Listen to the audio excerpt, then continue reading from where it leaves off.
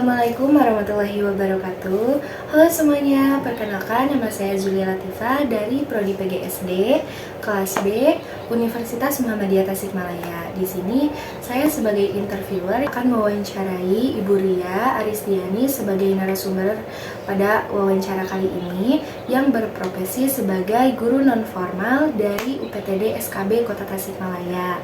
Nah, jadi Ibu Ria, kali ini kita akan membahas tentang seputar pendidikan yang ada di Indonesia. Nah, menurut Ibu Ria, bagaimana pendidikan yang ada di Indonesia saat ini? Menurut saya, pendidikan di Indonesia saat ini memiliki perubahan yang sangat signifikan karena adanya teknologi yang semakin canggih, yang mana pendidikan zaman dahulu itu berfokus pada buku bacaan dan papan tulis, yang mana informasi hanya didapatkan dari sana.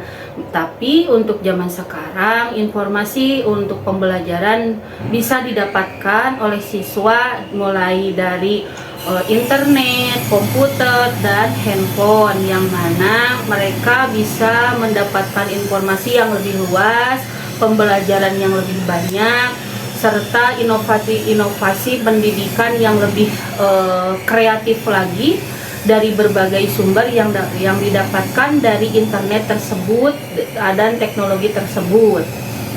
Nah, Ibu Ria, kalau misalnya dari segi kurikulum itu bagaimana ya? Untuk kurikulum sekarang itu memiliki perubahan juga yang sangat signifikan, yang mana perubahan setiap dari kurikulum tersebut memiliki dampak positif bagi mahasiswa dan ada sedikit negatifnya. Dampak positif bagi siswanya, siswa diharapkan lebih kreatif dalam pembelajaran serta mampu secara mandiri untuk melakukan pembelajaran, yang mana kurikulum tersebut dirancang untuk siswa dapat menjadikan sebuah pendidikan bukan lagi menjadi hal yang menakutkan, melainkan mengasihkan. Dampak negatifnya dari perubahan kurikulum membuat siswa sedikit kebingungan karena perubahan tersebut terlalu cepat, yang mana siswa baru memahami kurikulumnya sekarang, yang lama baru saja memahami. Tapi dengan adanya perubahan kurikulum yang baru, siswa diharapkan mampu untuk lebih cepat memahami kurikulum yang baru tersebut. Seperti itu.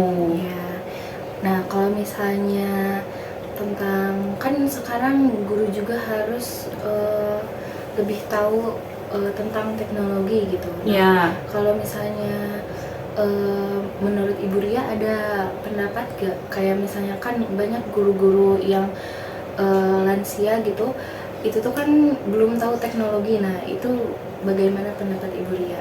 Ya, memang untuk kami sebagai guru, yang mana apalagi guru-guru yang memang sudah mendekati usia untuk pensiun, teknologi itu dianggap satu hal yang baru bagi mereka. Namun kami sebagai guru harus tetap berusaha semaksimal mungkin dan mampu untuk menggunakan teknologi tersebut dalam pengaplikasian pendidikan, supaya kami juga bisa mengimbangi kebutuhan siswa dan kebutuhan kami sebagai guru untuk di pendidikan, pengembangan pendidikan itu lebih maksimal lagi. Ya, kalau misalnya dari segi sarana prasarana itu sudah memenuhi atau belum? Nah, untuk sarana prasarana untuk di daerah kota mungkin sudah bisa lah untuk memenuhi tersebut, itu kebutuhan teknologi tersebut, mulai dari komputer, handphone, internet, jangkauan internet itu sudah bagus lah. Tapi untuk di daerah-daerah di luar kota, yang misalkan di daerah perkampungan, mungkin untuk akses internet itu sangat sulit. Nah, itu menjadi salah satu kekurangan dari adanya perubahan teknologi itu dari sana. Soalnya sekarang apa-apa dibutuhkan teknologi, dibutuhkan dari adanya internet, komputer, handphone. Tapi untuk sarananya itu yang untuk di daerah-daerah itu disayangkannya itu internetnya aja kadangkala tidak ada gitu, atau ada juga jaringannya jelek. Nah itu seperti itu kekurangannya. Ya. Kalau misalnya proses pembelajaran yang saat ini itu kan lebih banyak menggunakan teknologi ya. Ya. Itu tuh lebih mudah atau malah lebih agak sulit gitu? Itu sangat memudahkan sebetulnya dengan adanya teknologi, dengan adanya handphone, dengan adanya komputer itu memudahkan untuk kita, utamanya sebagai guru, apalagi siswa ya yang sangat menyukai dengan handphone, yang tidak bisa lepas dengan handphone, itu sangat membantu karena dengan adanya teknologi tersebut tidak hanya berfokus pada buku saja, melainkan siswa dan guru bisa dapat ilmu lain atau wawasan lain dari teknologi tersebut, dari internet bisa banyak sumber yang kita dapat, kita bisa belajar bersama-sama, intinya seperti itu. Nah, kalau misalnya untuk di pendidikan yang akan datang gitu kan, sekarang itu udah ganti menteri ya Ibu ya. Nah, kalau misalnya biasanya kan ganti menteri itu ganti kurikulum. Nah, kalau misalnya untuk nanti di masa yang akan datang, itu lebih baik melanjutkan kurikulum yang dari menteri sebelumnya atau misalnya ganti lagi ke kurikulum yang baru.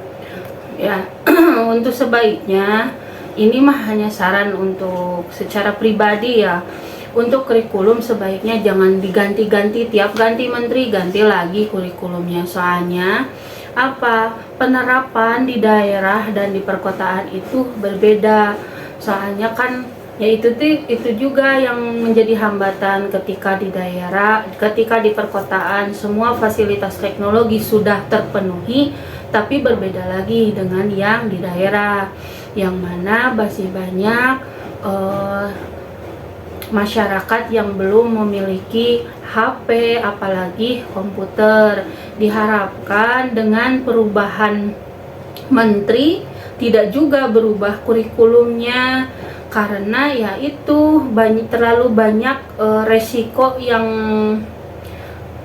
terlalu banyak hal yang membuat rumit yang di daerah gitu, utamanya yang di daerah. Kalau yang di perkotaan itu kan lebih cepat, guru-gurunya lebih siap dengan perubahan-perubahan tersebut. Tapi kalau di daerah beda lagi gitu, baru saja paham dengan kurikulum yang dulu, sekarang sudah ganti lagi gitu.